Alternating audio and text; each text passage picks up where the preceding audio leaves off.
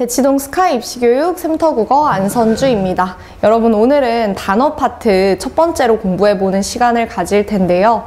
단어 파트의 경우에는 여러분들이 꽤 많이 어려움을 느끼는 그런 파트이기도 해서 이번 기회에 충분히 확실하게 개념을 잡아두시면 좋을 것 같습니다. 특히나 이제 문법의 경우에는 현재 이제 고등학교 2학년 친구들까지는 언어와 매체와 화법, 작문으로 선택 과목이 나눠져 있는 상황이지만 고등학교 1학년 친구들부터는 문법이 이제 공통으로 들어가게 됐죠. 그렇기 때문에 이제 문법 공부를 여러분들이 시간이 나실 때 충분히 미리미리 해두셔야 나중에 안정감을 얻을 수 있다라고 생각을 하시고 문법 공부에 임하시면 좋겠습니다.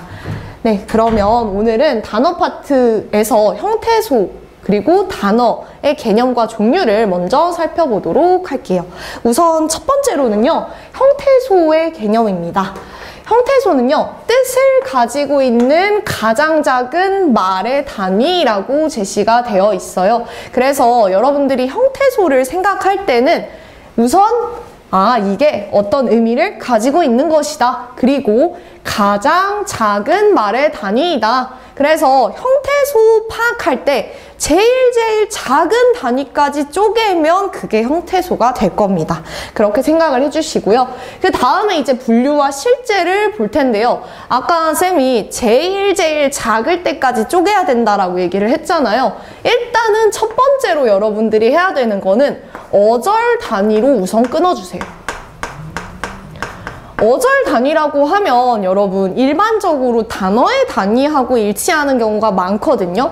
그래서 이렇게 눈에 보이는 띄어쓰기 되어 있는 부분 있죠? 이 부분은 기본적으로 다 끊어주셔야 한다라고 생각을 하시면 되고요. 그 다음에 이제 두 번째로 생각을 해야 하는 게 의미 기능에 따라서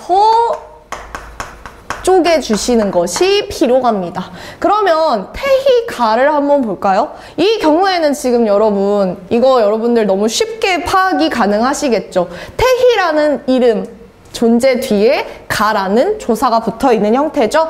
그 다음에 이제 태희를 또 나누려고 보니까 얘는 나누면 돼요? 안 돼요? 안 돼요. 태와 희로 나누면은 그 태희라는 이름이 가지고 있는 의미를 잃게 되죠?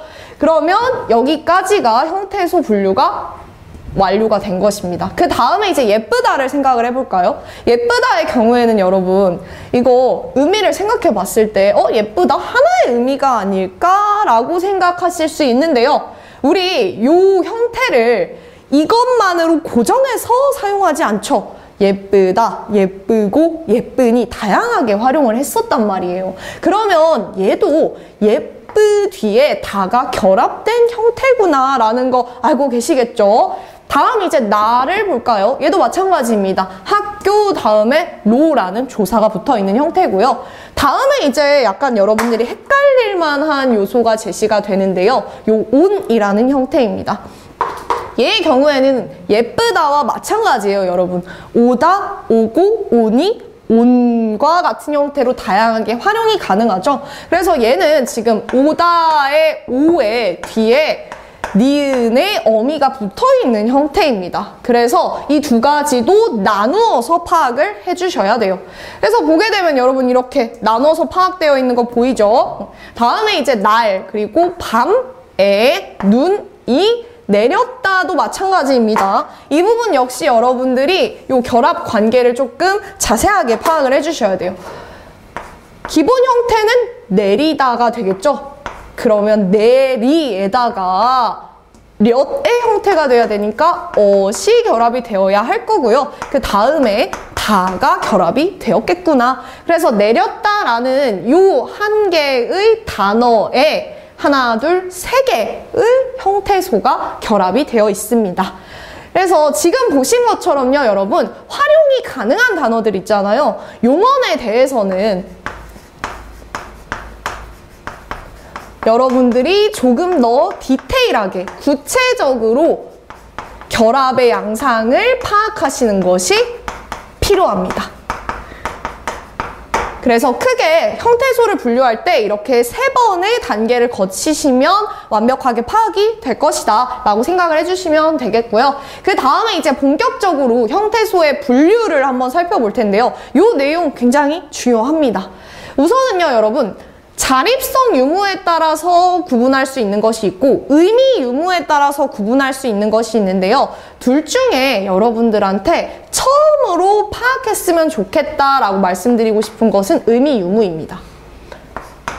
의미 유무에 따라서 크게 실질 형태소와 형식 형태소로 나뉘어지게 돼요. 이 빈칸에 들어갈 것은 형식 형태소입니다. 이 두 가지를 나누는 기준은요, 실질 형태소의 경우에는 실질적인 의미를 포함하고 있는 경우, 그리고 형식 형태소의 경우에는요, 실질적인 어떤 의미라기보다는 그냥 문법적인 기능을 하는 친구들이라고 생각하시면 돼요. 그래서 이렇게 두 가지를 구분하게 되고요. 가를 분석한 것의 결과를 보시면 태희라는 사람, 얘는 실질적으로 태희라는 친구를 의미하죠. 그리고 예쁘다라는 그러한 서술의 내용, 그리고 이제 조사, 가, 그리고 어미, 다가 형식 형태소로 분류가 되어 있습니다. 그래서 이 두 가지에 대해서는요, 여러분들 이 형식 형태소에 속하는 요소들을 여러분들이 좀 암기를 해주셨으면 좋겠어요. 그 이유는 형식 형태소라는 요 개념이요, 여러분, 우리 앞에서 의문 공부할 때도 많이 등장이 됐었고요. 이후에도 자주 보게 될 거예요. 그렇기 때문에 요거 기억해 주세요. 조사, 어미, 접사. 이렇게 세 가지가 형식 형태소에 포함이 되는 친구들입니다. 이 세 가지 기억해 주시면 형식 형태소는 완전히 정복이라고 할 수 있어요. 조사의 경우에는 체언과 결합해서 체언이 가지고 있는 자격을 나타내 주거나 혹은 뭐 의미를 제안해 주거나 하는 역할들을 하게 되죠. 그리고 어미의 경우에는요, 용언의 간에 결합이 되어서 활용될 때의 양상을 드러내주고요. 그리고 접사의 경우에는 근에 결합이 되어서 의미를 더해주거나 제한해주거나 하는 역할들을 하게 됩니다. 그러면 여러분들 지금 쌤이 보게 되면 조사는 체언과 어미는 어간과 접사는 어근과 이렇게 결합 관계를 이루어서 사용이 된다라고 얘기했잖아요. 그러면 두 번째 기준, 자립성의 유무에 따라, 이것도 같이 따라오는 내용이 될 거예요. 두 번째, 자립성 유무에 따라서 자립 형태소가 있고요. 자립이 가능한 형태소, 그리고 그것이 불가능한 의존 형태소가 있는데요. 지금 방금 형식 형태소에 대해서 정리한 내용들을 살펴보면 어때 보여요? 형식 형태소는 무언가와 결합이 되어야 사용될 수 있구나. 얘네들은 의존 형태소에 해당이 됩니다. 그래서 보시면 자립 형태소는 홀로 쓰일 수 있는 것. 의존 형태소는 이러한 결합 속에서 사용될 수 있는, 즉 홀로 쓰일 수 없는 것이라고 생각해 주시면 돼요. 그러면 여러분, 형식 형태소는 의존 형태소라고 했으니까 실질 형태소는 자립 형태소가 되지 않을까? 실질적인 의미가 있으니까 홀로 쓰일 수 있지 않을까? 라고 생각할 수 있겠죠. 기본적으로는 이 두 가지가 일치한다라는 틀을 가지고 가셔도 되는데요. 중요한 거는 한 가지 예외 사항이 있다라는 것입니다. 한번 볼까요, 여러분? 요거 한번 보세요. 내리, 그리고 예쁘라는 형태. 이 형태는 의존 형태소이면서 실질 형태소에 해당이 됩니다. 그래서 예외에 해당이 되는 것이요, 바로 용언의 어간이에요. 용언의 어간은요, 활용될 때 변하지 않는 부분이라고 얘기했었죠. 예쁘와 내리 같은 경우입니다. 이 부분은 실질적인 의미를 가지고 있어요. 그렇지만 뒤에 어미가 결합되어서 사용이 되어야 하기 때문에 혼자서 쓰일 수 없습니다. 그래서 실질 형태소이면서 의존 형태소에 해당이 됩니다. 그래서 요 예외 사항을 제외하고 여러분들 나머지는 실질 형태소인 경우에 자립 형태소, 형식 형태소인 경우에 의존 형태소라고 보셔도 무방합니다. 그래서 요 예외 반드시 기억을 해주시면 되겠습니다. 요 내용은요, 여러분 방금 우리 공부한 내용들 간단하게 정리가 되어 있는 부분으로 확인을 한번 해주시고요. 이 부분에서 여러분 조사에 대해서 자립할 수 있는 형태소에 붙어서 쉽게 분리할 수 있는 말이라고 이야기를 합니다. 그래서 얘는 홀로 쓰이지는 못하지만, 즉 형식 형태소이지만 하나의 단어로 인정을 하고 있기는 해요. 그래서 분류상에서 단어로 인정이 되고 있다라는 것 정도만 알아주시면 되겠고요. 그리고 이제 이 부분 여러분 보시면 용언의 어근은 실질 형태소이면서 의존 형태소이다 라는 설명이 제시가 되어 있는데요. 아까 쌤이 분명히 용언의 어간은 실질 형태소이면서 의존 형태소라고 얘기를 했을 거예요. 그쵸? 그래서 어근과 어간 이 두 가지 용어가 비슷하면서도 다르다라고 생각을 하셔야 되는데요. 이 두 가지를 구분해서 좀 기억을 해주셨으면 좋겠어요. 어근의 경우에는요, 단어의 의미와 관련해서 제시되는 개념이고요. 어간의 경우는 용언의 활용과 관련해서 제시되는 개념입니다. 그래서 이 두 가지 개념이 다르게 활용이 된다라는 것을 기억을 해주시고 각각 결합되는 양상도 달라요. 어근은 아까 공부했듯이 접사, 어간은 어미와 결합되는 양상을 이룹니다. 이 부분에서 여러분 어근과 접사에 대해서 더 자세하게 공부를 할 텐데요. 단어의 개념입니다. 앞부분에서 우리 형태소의 개념을 공부했잖아요. 형태소보다 조금 더 큰 단위라고 생각하시면 돼요. 그래서 얘는 자립할 수 있는 말이나 자립할 수 있는 형태소에 붙어서 쉽게 분리할 수 있는 말, 즉 조사를 의미하죠. 이 두 가지를 포함하는 개념이다 라고 생각하시면 되고요. 그래서 일반적으로 얘는 어절 단위로 구분이 되는 것 생각을 해주시고, 조사의 경우에는 예외적으로 단어로 취급을 하지만 띄어쓰기는 하지 않죠. 얘의 경우에는 띄어쓰기를 하지 않습니다. 그래서 예외적인 경우라고 생각을 해주시면 돼요.